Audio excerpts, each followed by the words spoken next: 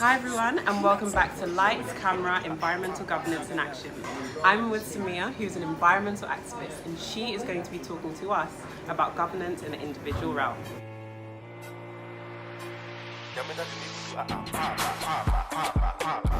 So, Samia, tell us a bit more about yourself. Well, as you just said, I am an environmental activist. Unfortunately, my active part hasn't been as active back in the days, but I do try my best at least once a week to focus on my campaigns. So at the moment, I'm focused on air pollution in East London. The points I've targeted are Tower Hamlets and Newham. Nice.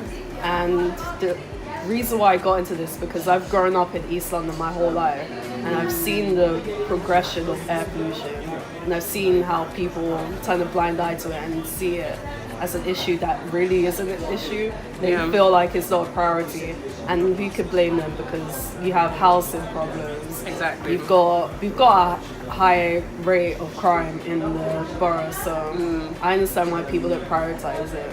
Exactly. But at the same time, I do believe if we're gonna debate about air, that should not even be the case in the first place. Like, air is a basic necessity to actually survive. Yeah. Exactly. I agree with you.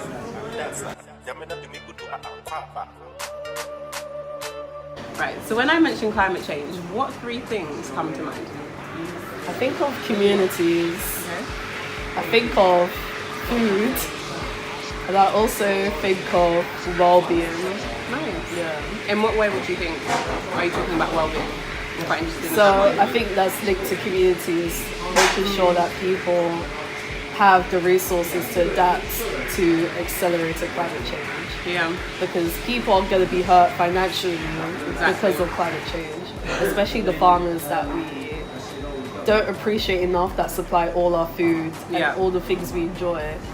And I feel that they're going to be the ones that at the bottom of the barrel. Exactly. And I feel like we need to focus on their well-being, because if that part doesn't work out, then the whole system will just collapse. Exactly. And where are we without food? Exactly. Yeah. But this is not to say that the only reason is to provide food for us, but this is just to make sure that their well-being is there. Yeah, I don't want to make it seem like, oh, I only care about them because they make our food and stuff. No, that's not the case. It goes further than that. I agree with you. Yeah. Because clearly they don't have maybe not as much bargaining power in comparison to some of the other demographics. Yeah.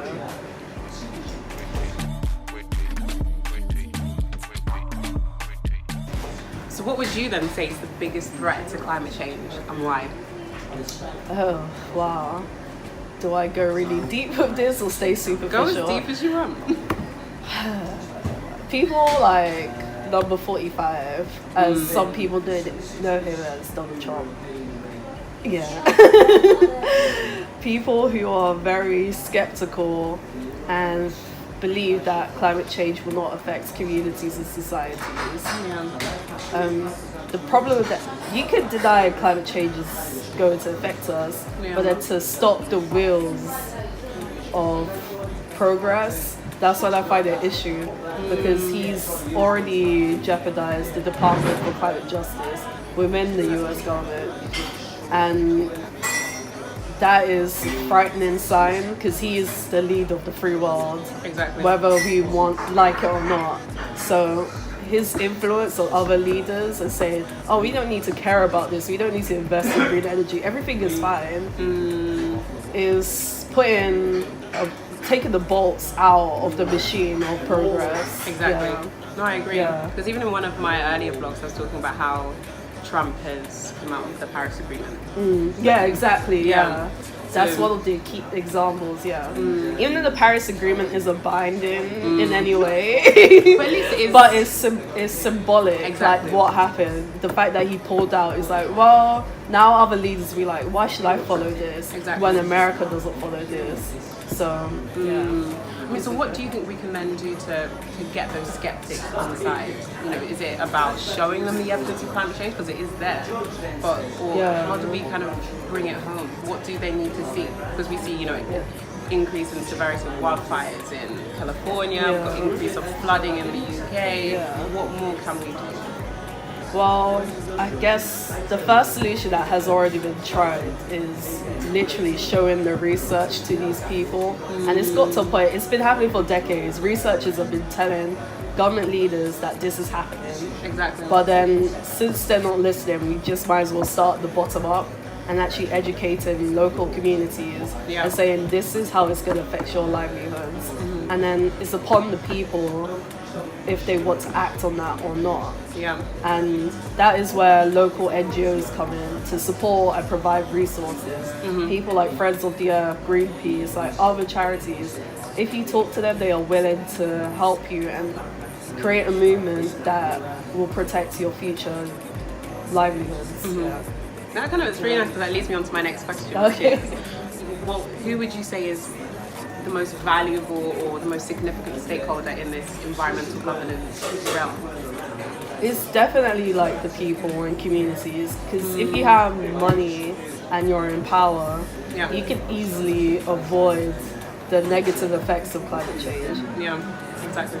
And when you realize that you have this power, why would you want to focus on schemes and ways of mitigating the effects of climate change? Because you know that when the problem comes, you can easily run away. That happened with Hurricane Katrina, where the affluent white communities realized they could literally get in their cars, they heard the warning, and they drove away.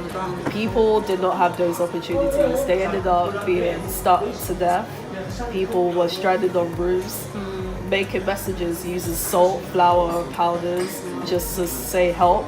And the emergency services, because they were cut, they couldn't get the help they needed. So we've already seen the detrimental effects of climate change already. But people haven't been waking up and saying, this is linked to climate change. They just feel that it is what it is, and it's sad that our government hasn't been there to help us. Yeah. It's a tough one, really, because you know there's this increase in individualism, self-interest, that actual willingness for someone else to help, knowing that they're not going to be as effective. It's tough. Yeah. She just wanna be my. It was all good on a weekend. Do you actually believe that corporations can do more harm than good in the fight against climate change? So, okay, they can cause more harm than good. This is based on what I'm witnessing at the current moment. But in my ideal world, brands like Unilever, which is a huge brand that has is an umbrella to like many other corporations. If they just had corporate social responsibility, and I'm not saying the type of corporate social responsibility where you tick boxes. Exactly. I'm talking about the one where the action is actually happening, and it's just frightening to me that you have all this money to create change, but you don't really do it. You keep it to a minimum because it's going to affect the whole budget. Exactly. And in my ideal world, I wish there was more interaction between these corporations and the communities that they are exploiting from, and just talking to people saying, how can we make this work for both of us? How can we profit, but also don't damage your own environment, your own communities? Just having that conversation, like not a conversation for PR purposes, but an actual conversation. And it's similar to, it reminds me of what Shell is doing in Nigeria. And it is horrific when you get to the nitty-gritty details of Shell's presence in the Niger Delta. Exactly. People have died, like houses have been burned because of the lack of regulations on the gas plantations, the oil plantations. And it's just scary how Shell cares about its image in the West, but when it comes to countries like Nigeria, they don't really care. They don't do anything at all. It's an interesting one because I guess what some of these corporations tend to say, or what they could say, is that along the supply chain it's so long that they're only at the top end. They're not really controlling on the ground services and health and safety. But then they need to do better and make sure that that supply chain is actually a cohesive network, because they always present it in a linear hierarchical way, but it's just you have the power to change that supply chain.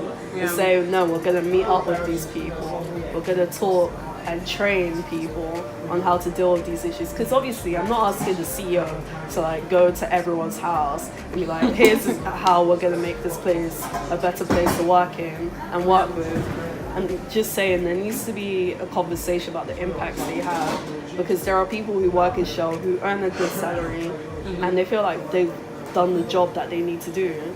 They're just making sure that oil, gas is supplied to whoever needs it, and then that's it. They feel like, oh, I could go to bed now. Yeah. But they don't realize what's the actual impacts. Yeah, they can talk about it briefly, but they don't really experience it themselves.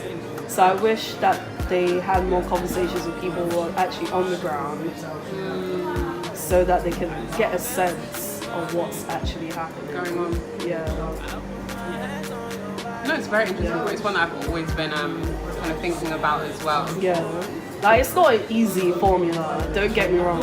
You're Yeah. gonna have to invest lots of money into that. Exactly. Because people, in a capitalist society, you say time is money.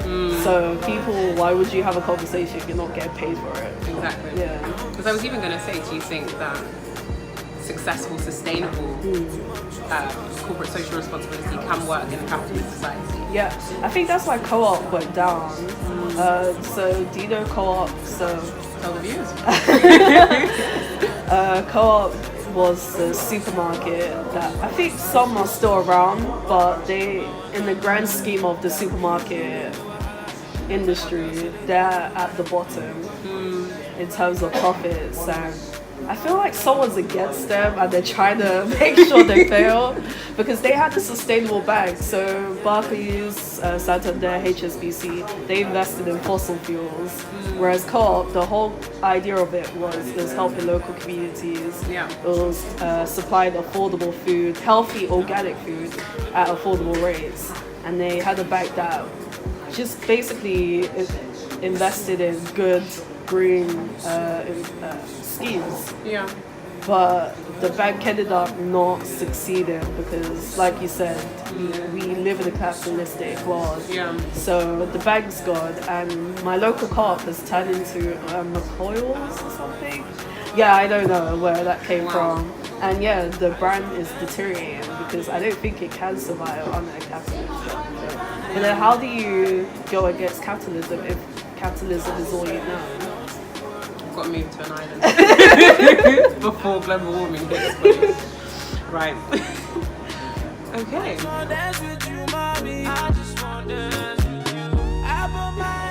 So my next question is: so since growing up in East London, I've also grown up in Hackney as well. There is an increase in more people who want to cycle, essentially. Yeah. We've been able to see that. Yeah. So my question is, what's your view on the increase in cycle lanes around East London, but London in particular? Do you think it's doing more harm than good, or do you think it's a step in the right direction? I think it's a step in the right direction because I've seen more and more people cycle.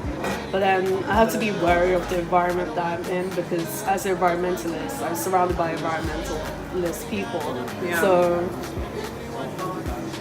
from what I'm seeing from my perspective, I've seen people being more conscious, saying, why should I get on the tube? Why should I get the car when I could just cycle?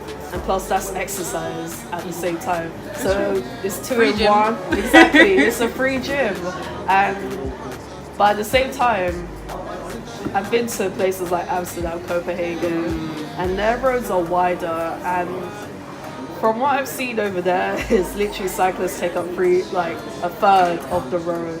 Like, people will cycle in herds, and it's so fascinating to see that. But in London, we have tiny roads where cyclists do fear for their safety. Exactly. And I've had friends where they cycle and something happened, like an accident, and it's kind of put them off cycling. They say they'll do it, but if there were safer lanes and drivers didn't look down on them or like squeeze them into a tight space. Yeah. It's interesting, but I think we are going in the right direction because on apps like Citymap or Google Maps, it tells you cycle routes. It tells you safe cycle routes as well. Okay. And I think yeah, we are overall going the right direction, but cyclists need to tell, for example, the mayor of London what they want, and I think they have been doing that. Yeah. Because I've seen lots of talks about cycling in London and how they want to expand cycle lanes. So, yeah. So, I guess you've got more cyclists that are clearly pushing for their rights. What now about the rights of the Uber drivers, the taxi drivers, that clearly they're finding it really difficult to move around places in London where roads have been blocked off for cycle-specific ways of going around? What do we say to them, or how do we empathise with them? Or is it now, I'll let you speak before I go into my little No, you can continue. I'm just thinking, when I think of that situation as an economist and a geographer, as an economic geographer, I think personally, probably the government needs to be doing more in terms of having more sustainable jobs for them to adapt to this changing climate. If we are going to have more cycle lanes, which will make it a bit more problematic for drivers, then obviously more needs to be done. And from a policy point of view for those drivers to make sure that they're better equipped to continue their jobs, or to, if they have to move on to something else, something needs to be put into place. And that's also another discussion we have when we have increase in technology taking over people's jobs. I mean, there's a whole economic argument that, it's not that it destroys jobs, but it's that new jobs need to be created at the same pace. Exactly, yeah. So I don't know, personally I probably think the government needs to be doing more, since they're the ones that have the power to actually create more jobs or whatever, but then we can't just rely on the government as well, I guess. No, definitely. If you actually talk to cyclists, it's quite interesting how they talk about the limitations of cycling. Yeah. So, for example, it's kind of a weird, sad, funny story. One of my friends, he was cycling, and he locked his bike to a pole, and he thought it was okay, like it's fine, because he got a sturdy new lock because his previous bike was stolen. Oh, bless. But then he came back and half of the bike was missing, as in the back wheel was gone. And he literally just had to carry his bike home because he can't ride it. So sad. So yeah, I exactly. Just left it there. So some cyclists, if you're not privileged enough to live in a good area where crime doesn't exist, then you fear people stealing your bike, and you also find an issue where repairing the bike could be expensive, and there's a gap in the market where cyclists feel that there needs to be bike fixes around London, because anything could happen around London. I'm not saying people will steal parts from you, but anything could happen where you're riding and you realise your bike is malfunctioning. And I feel that's the direction I want the government to go in, in terms of creating new jobs. I'm not saying Uber drivers should just suddenly start becoming bike fixers, but at the same time, it's like cars do dominate the roads of London, and I'm sorry, but the cost, from an environmental perspective, it's just like the cost doesn't seem that severe to me if there are more cycle lanes. Because cyclists, they get like a tiny strip on the road, and it's a symbol from the government saying that we don't prioritize your needs. This is how much space we're literally giving you. And they've been in that spot for years. So it's just like you need to find a way around that. If you are an Uber driver or something, I'm sure your demand is not going to decrease. It's just going to be a headache for you because you have to find new ways to travel around. Yeah, that's true. But I don't know. To me, I don't want to say it's not important because everyone does feel the effect of the cycle lanes, but from the environmental side, I'm like, this is how it should be. We're trying to get less cars on the road that emit air pollutants. Exactly. You can switch to electric. Let Uber buy you electric cars and we'll be happy. That's true. I think some of them actually have started doing that, which is quite interesting.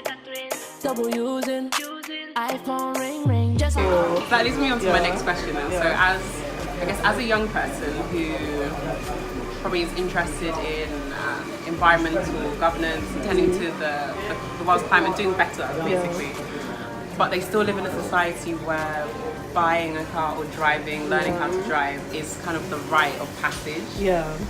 What's your advice to them? What's your advice to young people who care for the environment, but they still want to be able to drive and have that independence? So I do want a car, but electric car. But the problem is that they're not attractive to me, and that sounds so superficial because when you buy a car, obviously you look at the performance and how it works, but at the same time you want something that's like nice to look at. True. But I feel that the electric car industry isn't catering at all. Not that nice. Yeah, because I've actually been in an electric car once. I went to an event and tested out electric cars. Oh, nice. And Okay. the benefit is so good. When you're inside the car, you can't even hear an engine. It's literally silence. Like you just press the button and you're driving. You can't even hear the mechanical workings of the car and stuff. But at the same time, I feel that young people need to encourage these companies to say, we want to invest in these cars, so make better ones. But at the same time, my ideal mode of transport is, have you heard of Zipcar? No, I actually haven't. So there's adverts on the tube and stuff, so it's where you rent out an electric car. So you don't need to own a car. So it's like Boris Bike. Yeah, no, exactly. And you just use it when you want to around London, and you drop it off at a station. I quite like this. Yeah, exactly. And in this world where young people tend to be financially insecure, I feel that is a better mode of transport if you are desperate for a car, but at the same time you realize that you don't want to harm the air quality. Exactly. And those are electric cars as well. And I know there are days where you just want to drive, like you don't want to get on the tube or anything, but I think that's the best way of doing it. Yeah. Because you don't have to commit to that car. It's just like, I will hire it out for a day or maybe a week. Exactly. And then return it afterwards. Exactly. And you don't even have to worry about insurance. No, exactly. This is so good. I actually love that. And because it's all companies like these are startups, they do really cheap deals. So this is the best time to seize the opportunity. If you have a driver's license. Yeah. Yeah. Nice. This is good. Yeah. Cool. I'll put more information on that. Yeah. Not in the description box. Yeah. But after this vlog. So if you had to leave the audience knowing one thing about climate change, what would it be? Polar bears are really cool and everything to protect, but we need to think about the people as well. Because when people think of climate change, they think of animals and plants. Yeah. And that is all well and good. Like, we put so much focus on animals, but at the same time, we put so much focus on them that we've forgotten about ourselves. Exactly. And yeah, we need to just create strong communities when 2030 comes, which is the year that the IPCC was like, after 12 years, you're gonna, we can't reverse. Let's just hope that we all have some strategies right now. And that Paris Agreement actually Exactly, yeah. That's what But yeah, thank you so much, Samia, for your Thank time you for today. having me. Great, and it's just been amazing having you. Thank you. So, until next time, guys, thank you.